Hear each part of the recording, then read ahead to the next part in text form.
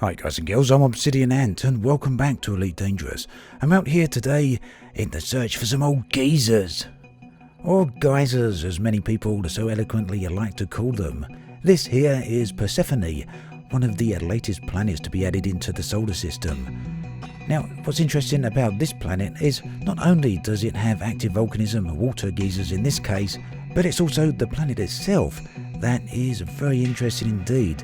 Now, no one knows for sure whether this planet actually 100% exists in the solar system, but if it does, it will be the 9th planet. Now, there are many other planets out there now, larger in fact than Pluto, even though Pluto is now not considered to be a planet, but this one here, Persephone, is 14 times the mass of Earth, so it's very large, and no one knows if it's actually out there, but it's been basically detected due to gravitational anomalies out there, and it seems to have, or at least it's predicted to have, a orbit period around the Sun of 20,000 years. So it is indeed a long way out there.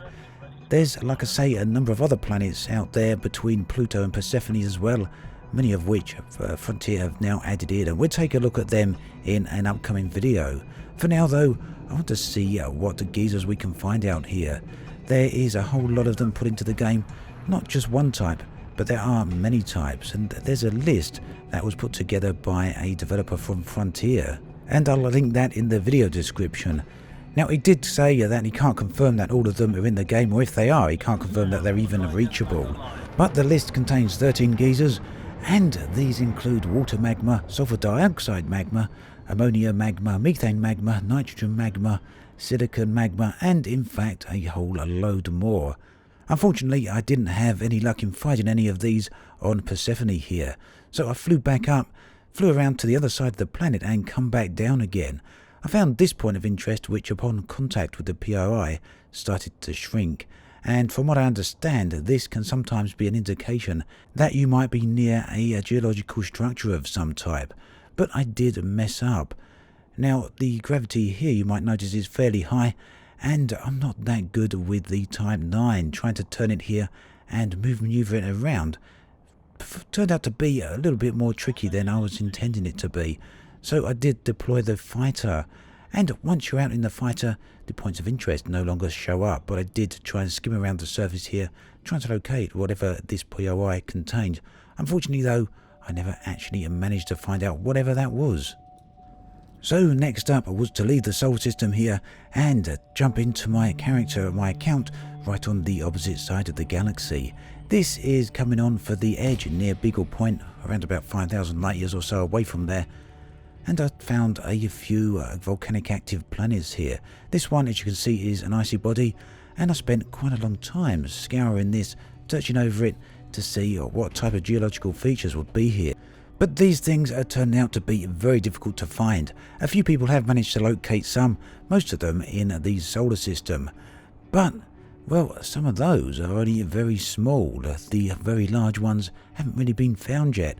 And although Frontier did do a display of these at the Elite Meet, showing around about 12 to 20 of these massive geysers, we never got to see them yet actually in-game ourselves, with the exception of a player called Commander Hippo Ringil, and you can see his screenshot in my previous 3302 video, as well as the newsletter that was released on Friday from Frontier, and that was taken here on Enceladus in the solar system. So after being completely unsuccessful in finding my own geysers, I come here to take a look at what was available. Now, the massive green one that was shown in the screenshot by Hippo Ringil didn't seem to be here. All I could find was these little red fiery smouldering magma vents.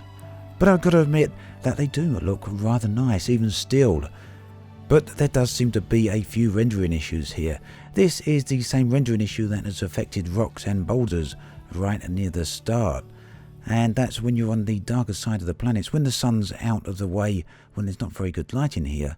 These all look very displaced, very out of sync with the background colours, and you can see that quite apparent here. But nonetheless, the smoke and the particle effects coming out of these vents do look really good. But if you return to the planet here in the daylight, you'll see it all looks very, very different.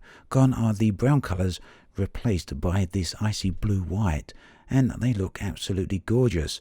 And here, the fumaroles or the geysers actually fit in much better with the background colours. But there does seem to be a bit of a problem, a bit of a bug, which I think other people have noticed. Other people have actually come here and said that they haven't been able to find the green plume that Hippo ringgill found. But take a look at this. After logging in and out, I was greeted with the same environment again, but I kept doing it until eventually the other geysers spawned. Now this has been an ongoing problem with new releases, new beta releases from Frontier. It happened with the barnacles and it's happened with other objects as well. They don't always seem to spawn until you keep relogging. Eventually they do turn up.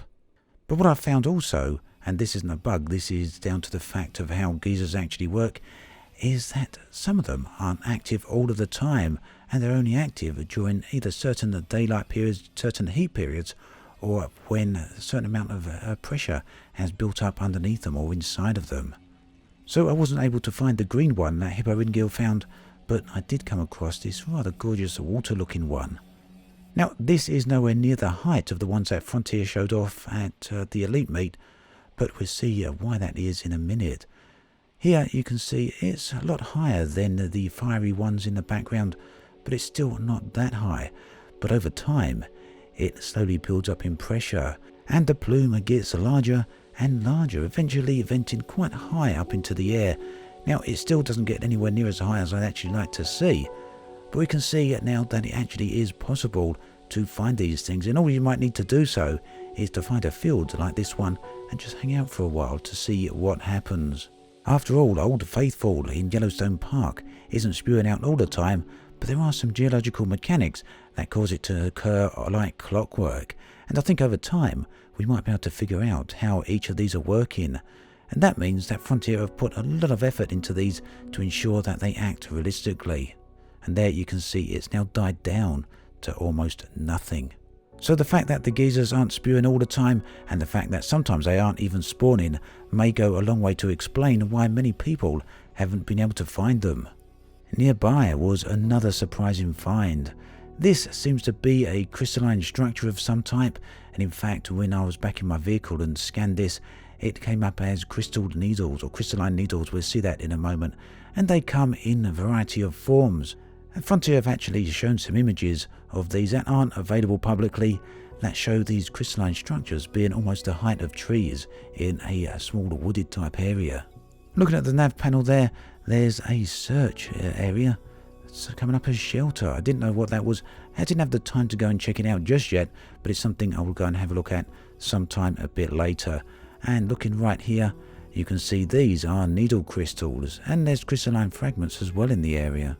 So some new and very interesting things to find in the game, and I think it's going to be a while until we fully understand exactly how these work and exactly how to find them. As always, thanks for watching, and I'll catch you guys and girls next time.